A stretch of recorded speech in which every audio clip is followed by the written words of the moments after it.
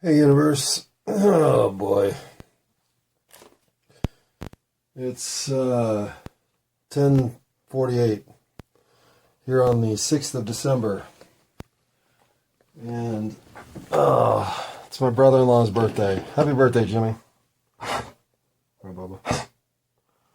And Bieber. Alright, pause. You okay? And in the middle of 4 days off, yesterday, today, tomorrow, and the next day. Well, this morning at 7:40 when I woke up and realized that my cannabis hyperemesis syndrome was in full flare-up. Well, here we sit, some 15 hours later. I probably had 25 hot baths and showers, and I still feel like shit. So the old spunk meter on this recording is probably going to be a little lower than usual. Wait, spunk meter? I don't know if that's what I meant. But anyway, let's just say I'm not bringing my A game. Pause, unpause, pause, whatever, pause. Alright, unpause. Oop, Phoebe's eating cookies, so hang on. And by cookies, I don't mean cookies. Alright, unpause, pause. Okay, unpause.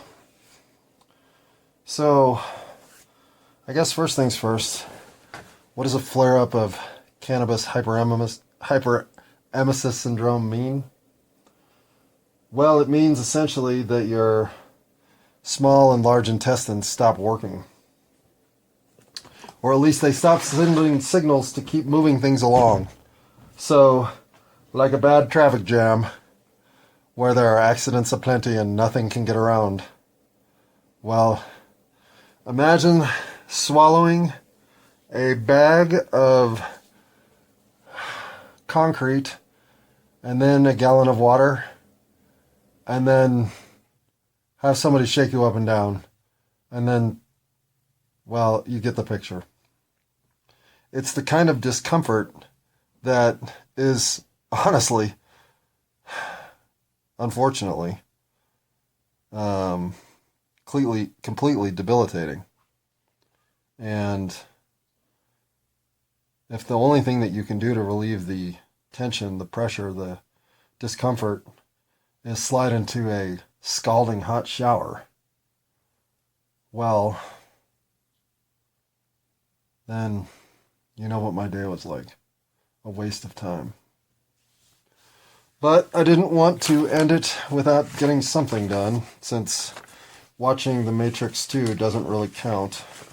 And I'm only to the architect scene anyway, so Neo with a bunch of TVs and a dude in a chair will have to wait. Because what I would like to do is at least get through, if not the post office box, which is quite a bit of shit to get through, this page and this page, plus the post office box, plus the other notes. I mean, shit, it's piling up again. Lots to say, and apparently no time to say it, because I gotta take a hot shower. No, I don't. I just got out of one, so. Okay. Let's open with the list of shit you are going to put up with if you continue to listen any further, and I recommend that you don't. There is nothing here of substance for anyone other than, well, one person. And that's not me. So is that you? Probably not. So get on with your life. Go do something great. Go direct the highway scene in The Matrix 2 and fucking retire, because that scene is awesome. But if you're not going to do that, well, you should know that everything going on here is me. It's all me. There's no consultation with anybody. There's no prep work with my team. There's no advisement on subject matter. There's no running this episode past the team of, whoa, man, we don't think you want to put that one out. It's just me. All me. From the artwork to the sound engineering fails, it's all me. And I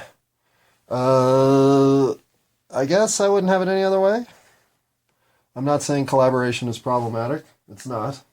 I'm not even saying that I wouldn't be open to collaborating in this format with the right co-host. But I believe collaboration for me is going to come down to more random interaction than it is set, studio, hiring, and co-host production. This will always be me speaking about me and me tribulations and trials and whatever else I got going on, including flaring up my cannabis hyperemesis syndrome. I mean, what a... yeah. Sorry.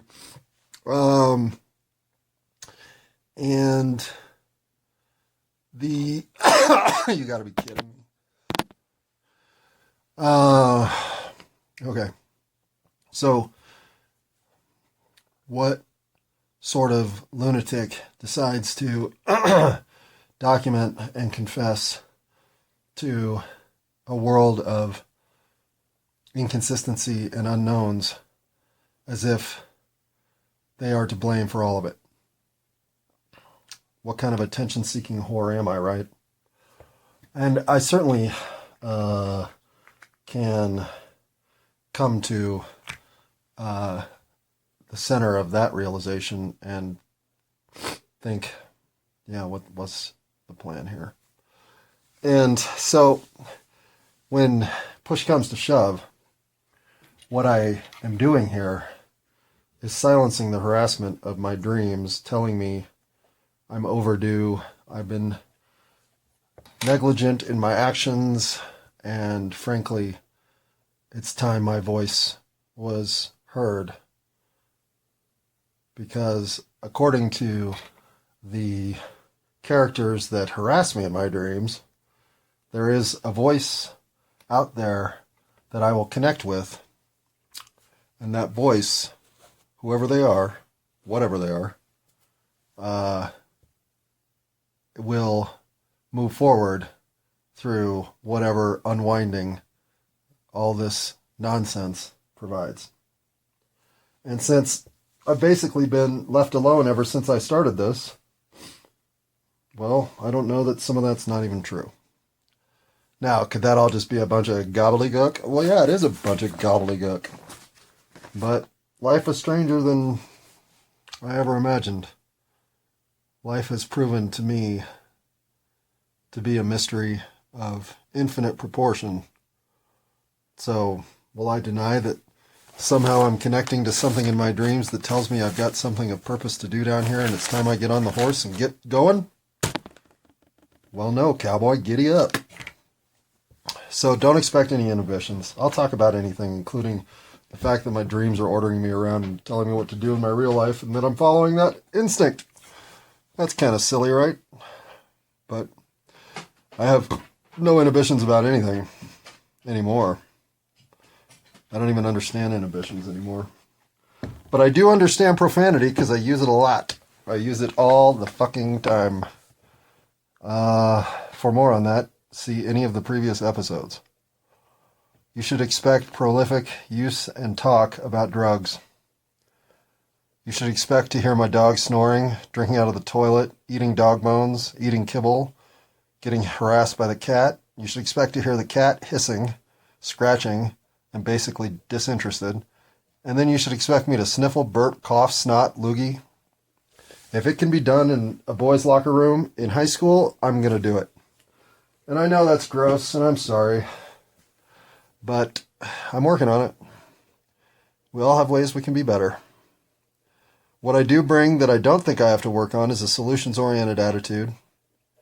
I have a good outlook of positive, upbeat analysis. I'm respectful. My self-reflection is my self-reflection. I never tell people what I think they should be doing. So this isn't prescriptive. It is descriptive. It is my life. The weirdness that it was, the weirdness that it continues to be, and the outright lunacy that it appears to be for the next couple of years. Is that the same as your life? Probably not. But I know that we're all here trying to figure out what the fuck this all means. And since I'm barely scratching the surface of that little advent calendar, well, If you're sitting around at this point still listening to me, then I imagine you have as many conundrums that you're trying to scratch on your Advent calendar as I do. So, oh yeah, and I cry a lot. Being of emotional width and depth that literally feels limitless, when I start to teeter on the brink of emotional disruption, I don't hold back. Nor do I think you should. But that doesn't mean I want you to send me tapes of you crying. I do not. You should also expect to turn up your speed meter on whatever your playback device is to something like 1.5, 1.75, or if you're a pro, I don't say 3.0 or 4 even is out of bounds. But that's on you. I just want to take as little time out of your life as necessary. And what time I do take, I do try to make have purpose. So I'm not here just to be goofy, although goofy I am here to be. All right, what the fuck, tinnitus? My tinnitus has been out of control since Halloween. And yesterday, it was so bad that my left ear would be ringing with the kind of piercing distraction that I couldn't avoid. And as soon as I'd listen to it, it would switch to the right ear. And then as soon as I would hear it there, it would switch to the left ear. I mean, it was like a game of tag inside my own head. And it's even happening now. It just seems to, when it's relentless, it seems to be unavoidable. For the most part, I've lived with tinnitus my whole year. Phoebe, okay? Phoebe. Phoebe. Ah!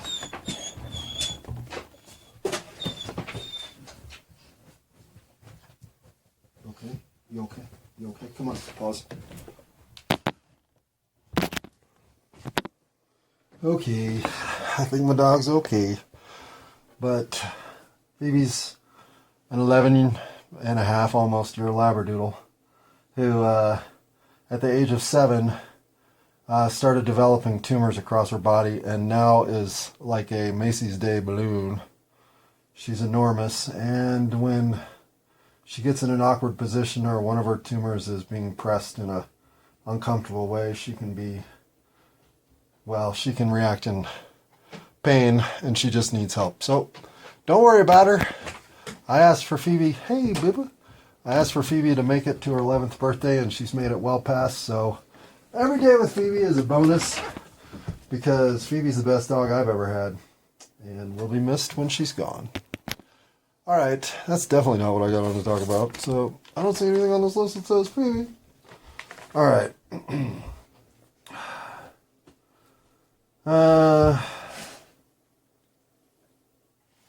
Boy, I don't know if I want to talk about any of this stuff. I'm just not up for the depth that this requires.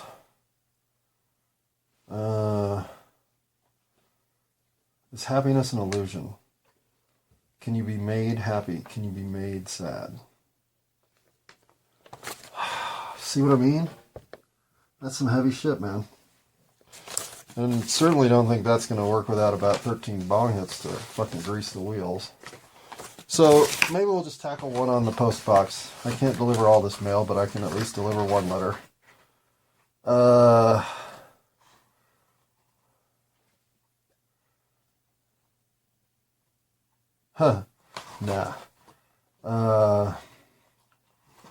Well, this is at least interesting. Did I sell my soul for $5 in a previous life?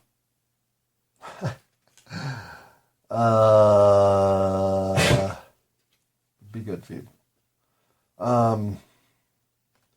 Yeah, I might have. I really came into this world thinking I didn't have a soul. Like, I was sure of it. I knew it. I thought souls were the dumbest concept ever. Now, I didn't come into this world thinking I wasn't connected to all living things. I believed in the Force, but I thought the soul was silly, because the soul implied some level of cosmic intention that the chaotic universe I was manifested in couldn't support. So you want to tell me that we all have a soul? Well, in a soulless reality, that's awfully hard to buy. And by soulless reality, obviously what I mean is, if you don't believe you have a soul, well, guess what? You're not going to have one. It's like Peter Pan. You can, oh boy, you can only fly if you believe. If you believe. Do you believe you can fly? I believe. Good. Now jump off this building and prove it.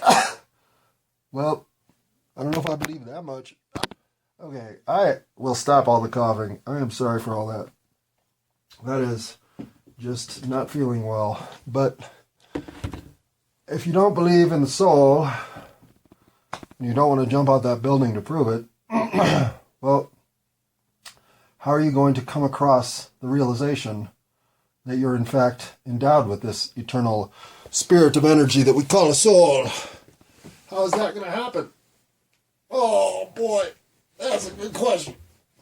Because for me, I'm sure if I were to relive my life and notice all the different ways that reality was trying to reveal that in fact I had fucked that one up, that I was wrong, that souls are part of the whole deal, regardless of how silly that seems, it's not as silly as my cat running around every night between 11 and midnight, scared of ghosts. What the hell is it, kitty? What is it? What does the 11 o'clock hour do to you?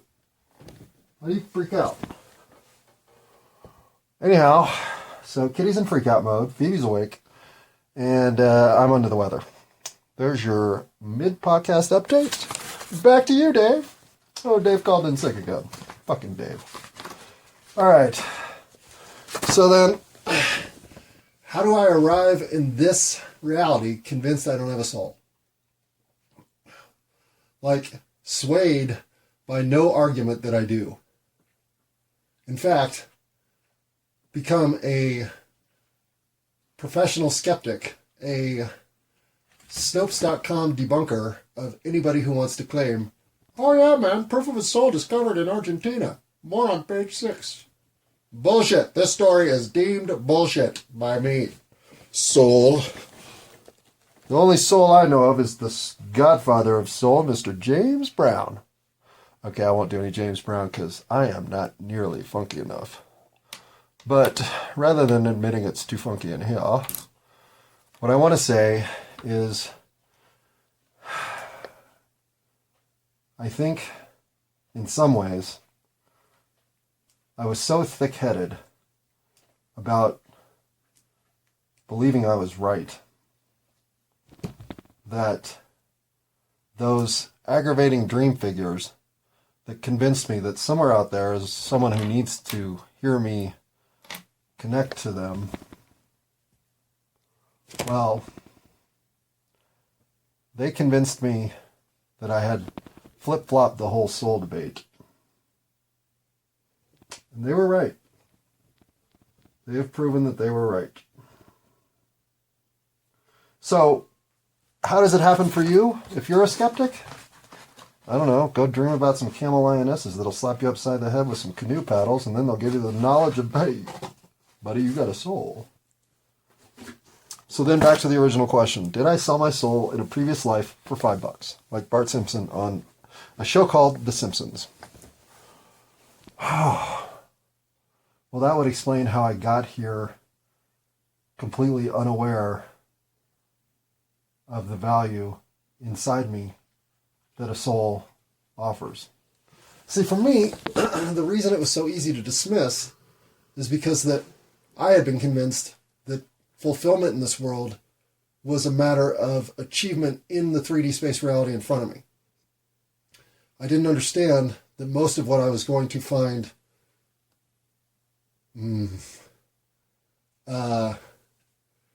imprintable or life-defining was going to be connections with other people and the growth of spiritual tranquility from within.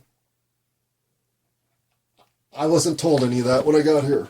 I was told things like college degrees, cars with fancy names, houses with multiple floors, and lights that come on when you enter your garage by themselves. That all of those things were going to make me a happy person. going to show me that I was worth a shit and that I should be fulfilled.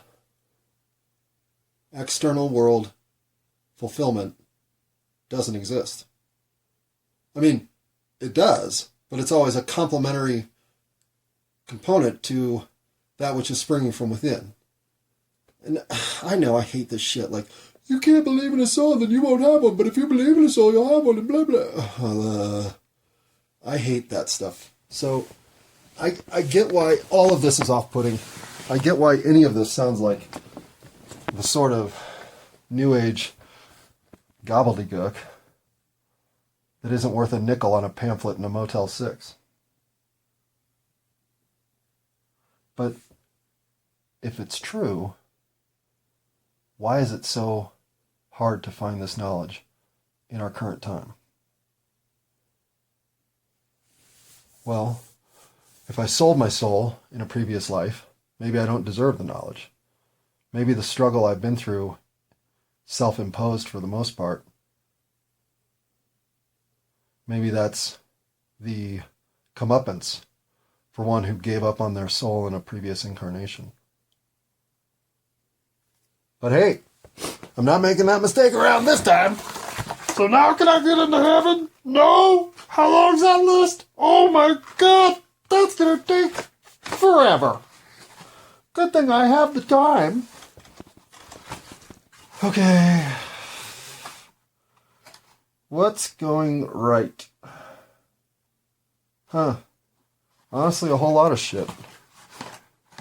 I am so settled from within that everything else feels like it can't really go wrong. But we'll get into that one a lot more in a bit. Because I could be wrong, right, about a lot of stuff. But what I'm not wrong about are the crop circles. I'd say January's project should be to try to find out what I can beyond just that crop circles movie that one woman made. That's terrific, by the way. I will remember her name at some point in the future so I can give her the credit she deserves instead of this lackluster. Go look up that chick's crop circle movie and you'll be impressed by her like I was. Sorry for using the word chick. That is a derogatory term toward women. I know it, and I'm better than that, so I'm pulling that one back, even though that's bullshit. I don't deserve forgiveness. I just deserve to do better. But that chick's movie is terrific. Okay. Oh, and I messed up. I knew I was messing up the generational thing while I was saying it because I overlooked the generation that you're born into, which is your generation's comparison to your parents. So your first generational, this is us, that's them, is obviously your parents. And they voiced more of that on you than you ever return fire toward them. But they give you the very first concept of generational gap. And then your generational gap is reinforced over the course of the next 2, 3, whatever generations that you experience, to the point where at some point you wisen up to the entire cycle of influence that's being foisted on us generation to generation. And believe me, for every Lady Gaga, Madonna, or whomever is coming up next that fills the role, well, you start to understand that the roles being filled are never going away. It's the repeat story on repeat. And we're here to play the role of the acquiescent, docile participant, I suppose. Okay, not that I'm advocating for revolution or anything. That's not the point. Back to that crop circles thing. So I'm going to figure out where swear words came from in December. I'm going to clean the litter box. Yeah, definitely going to do that. And I'm going to, what was the other thing? Be nicer, be kind, something. Show up to work on time. Who knows? But there is a third one. But in January, I'm going to go deep on those crop circles because that mystery I've never really even allowed myself to get fascinated with. And I know it's fascinating, so let me fascinate you in the future. All right. Bye-bye smartphone.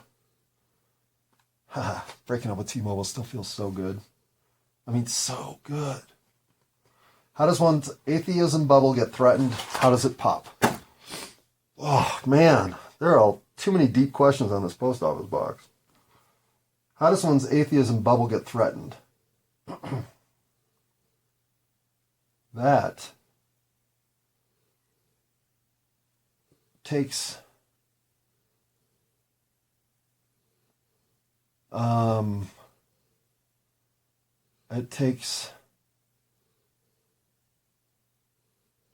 peace. It takes a quieting of the tinnitus. It takes centering oneself and balancing oneself. It takes one wise enough to pull oneself back from the equation of thinking I'm smart enough to know everything to I'm wise enough to understand nothing, but experienced enough to appreciate everything. Atheism is a cold construct from which the idea of moral betterment or soul enrichment doesn't exist. I'm not saying that makes you want to be immoral or that makes you believe you shouldn't be bettering yourself, but a deeper level of communication from within yourself occurs when you believe that those components matter, that in fact they're the vital reason to be here on planet Earth. So I don't know how your atheism bubble begins to wane, or at least leave gaps enough for you to think, am I wrong? But when it pops, much like any years, months, decades spent living as something other than yourself, you'll have that realization of, oh, how much time did I waste thinking I was the answer, when in fact, I don't even have the question.